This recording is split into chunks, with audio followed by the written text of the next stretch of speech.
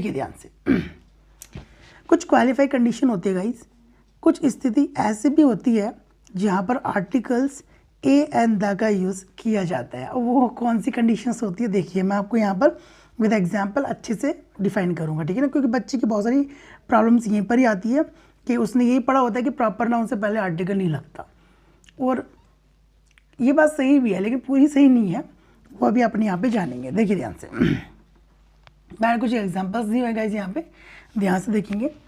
The Mahatma Gandhi, Milkha Singh, the flying Sikh, the great Britain, Akbar the great.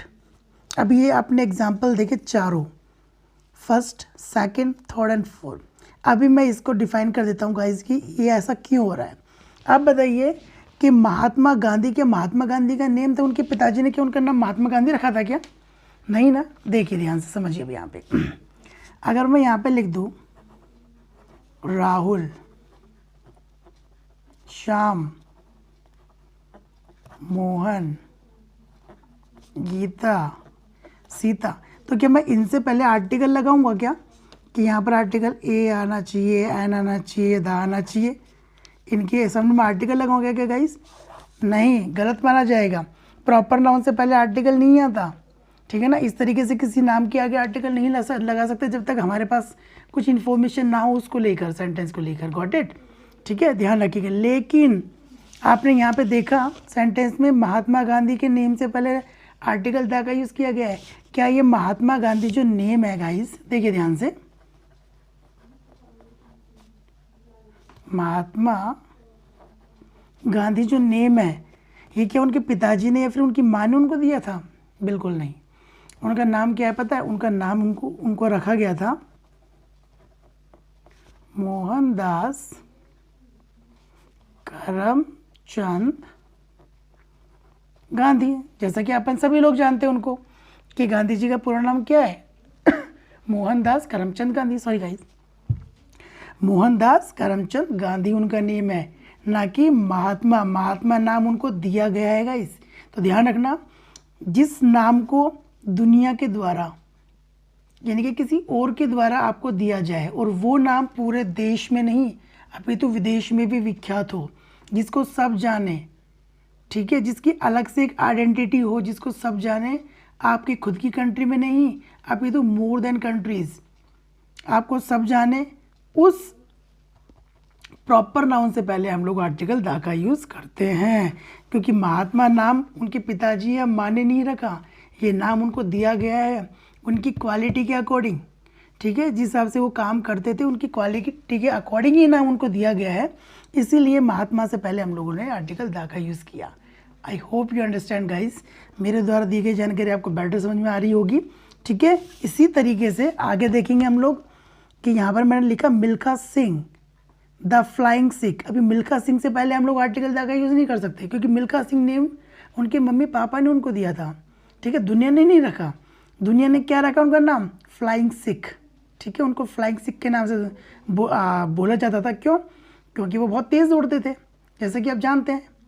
इसीलिए flying Sikh से पहले किसका यूज़ किया गया गाइस? आर्टिकल द का यूज़। Got it? क्योंकि फ्लाइंग सिख के नाम से उनको पूरी दुनिया जानती थी और दुनिया से बाहर यानी कि जो अपने खुद का देश और देश से बाहर के जो विदेशों में भी उनको इस नाम से जाना जाता था। Got it? ठीक है, कि मिल्खा सिंह द फ्लाइंग सिख। आगे देखेंगे जैसे कि ब्रिटेन, ठीक है। ब्रिटेन आपने देखा किसी देश का नेम है, लेकिन जैसे इसके आगे नेम के आगे क्या लगा? ग्रेट वर्ड जुड़ गया, ठीक है ना। अपन ने ऐड किया ग्रेट वर्ड को, तो ग्रेट वर्ड से पहले अपन आर्टिकल द का यूज़ करेंगे, ठीक है ना, कि ग्रेट ब्रिटेन, ठीक है। इसी तरीके से अकबर, अकबर आपको पता है एक राजा का नेम था, तो अकबर से पहले आर्टिकल द का यूज़ हम नहीं कर सकते। लेकिन जैसे ही अकबर के साथ अपन ने ग्रेट वर्ड को जोड़ा, ठीक है ना, जैसे इसके साथ ये वर्ड अपन ने ऐड किया तो अपन ने द आर्टिकल का यूज़ यहाँ पे किया, क्योंकि इनको क्या बोला जाता है? Akbar the great. I hope you understand guys. आगे देखेंगे जैसे कि यहाँ पर मैं बहुत अच्छा एग्जाम्पल आपके सामने लेके आया हूँ, समझने की कोशिश करिएगा। यहाँ मैंने लिखा हुआ है Rahul wants to meet you. अभी इसको आप ध्यान से समझने की कोशिश कीजिए। मैं इस एग्जाम्पल को आपके रियल लाइफ में जोड़ के बताऊँगा कि यहाँ पर राहुल नेम से पहले, क्योंकि मैंने अभी जस्ट आपको बोला था, यहाँ पर देखिए ध्यान से कि राहुल, श्याम, मोहन या फिर गीता, सीता जो भी है, कि प्रॉपर नाउन से पहले है ना आर्टिकल नहीं लगता, ठीक है। और फिर मैंने ये भी बोला था गाइस, कुछ केसेस ऐसे होंगे एक्सेप्शनल जहाँ हम आर्टिकल ए एन द का यूज़ वहाँ कर सकते हैं। अब वो कौन सा केस है, वो ये वाला केस है जो मैं आपको अभी आपके साथ डिस्कस करूँगा, ये वाला केस। ध्यान से सुनिए। बाय द वे मान लीजिए कि आप अपने घर में आराम से पढ़ाई कर रहे हैं और आपके जो फादर है, आपके पापा, वो किसी दूसरे रूम में आराम कर रहे हैं, ठीक है। अचानक से दरवाजे की घंटी बजती है, ठीक है, डोरी बेल की, और आप भाग के बाहर जाते हैं और दरवाजे पर देखते हैं कि कोई है ना, कोई बंदा खड़ा हुआ है, यानी कि कोई अंकल है वहाँ पे। आप उनको नहीं जानते, ठीक है, आप उनको नहीं जानते कि वो दरवाजे पे जो खड़ा है ना वो कौन है। वो आपके पापा के दोस्त हैं, लेकिन आप उनको नहीं जानते, आपके लिए वो अननोन पर्सन है। तो आप उनसे बोलेंगे कि हाँ जी कौन, तो वो बोलेंगे कि बेटा पापा से जाके बोलो कि राहुल अंकल आए हैं, ठीक है।